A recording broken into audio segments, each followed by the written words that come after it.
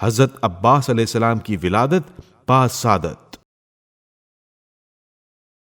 4 شعبان 26 ہجری، وہ باسعادت تاریخ تھی جب امیر المومنین علیہ السلام کے گھر میں بنی ہاشم کا چاند آغوش ام البنین فاطمہ کلابیہ میں نمودار ہوا۔ جناب ام البنین کے ہاں پیدا ہونے والا پہلا مولود عباس کے نام اور ابو الفضل کی کنیت سے معروف ہوا۔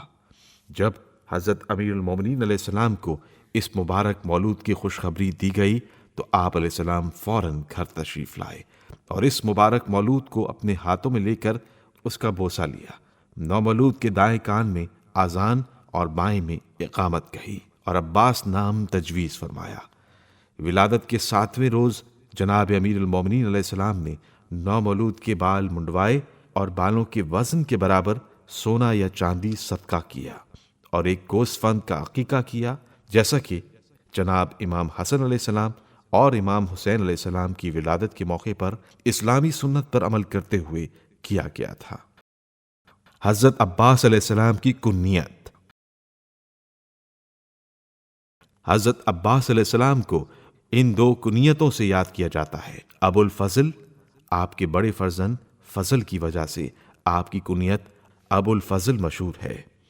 ابو القاسم، اس کنیت کا سبب آپ کا وہ بیٹا ہے کہ جس کا نام قاسم تھا۔ حضرت عباس علیہ السلام کے القاب۔ تاریخ میں حضرت عباس علمدار کے کئی القاب بیان ہوئے ہیں۔ یہاں آپ کے بعض مشہور القاب بیان کیے جا رہے ہیں۔ قمر بنی ہاشم، سقا، عبد صالح، بطل القمی، حامل اللواء، کبش الکتیب، امید، حامل زینہ، باب الحوائج۔ حضرت عباس علیہ السلام کا بچپن۔ امیر المومنین علیہ السلام کبھی کبھی جناب عباس علیہ السلام کو اپنی گود میں بٹھاتے تھے اور ان کی آستین کو پیچھے الٹ کر بوسہ دیتے تھے اور آنسو بہاتے تھے۔ ایک دن ان کی ماں ام البنین اس ماجرے کو دیکھ رہی تھی۔ جناب ام البنین نے حضرت علی علیہ السلام سے آنسو بہانے کی وجہ دریافت کی تو آپ علیہ السلام نے فرمایا، یہ ہاتھ اپنے بھائی حسین کی مدد اور نصرت میں کاٹے جائیں گے، میں اس دن کے لیے رو رہا ہوں۔ جناب عباس علیہ السلام نے مولا کائنات علیہ السلام کے گھر میں حضرت امام حسن علیہ السلام اور امام حسین علیہ السلام کے ساتھ تربیت حاصل کی اور اطرت رسول سے درس انسانیت، عظمت، صداقت اور اخلاق کو حاصل کیا۔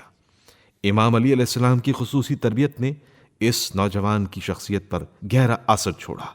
جناب عباس کا عظیم فہم و ادراک اسی تربیت کا نتیجہ تھا۔ تاریخ کی معتبر کتب میں حضرت عباس علیہ السلام کے بچپن کا ایک واقعہ ملتا ہے کہ ایک دن امیر المومنین علیہ السلام حضرت عباس علیہ السلام کو اپنے پاس بٹھائے ہوئے تھے۔ حضرت زینب سلام اللہ علیہا بھی موجود تھیں۔ حضرت علی علیہ السلام نے اس بچے سے کہا، بیٹا کہو 1۔ جناب عباس نے کہا 1۔ فرمایا کہو 2۔ جناب عباس نے 2 کہنے سے منع کر دیا اور کہا، مجھے شرم آتی ہے، جس زبان سے خدا کو 1 کہا اسی زبان سے 2 کہوں۔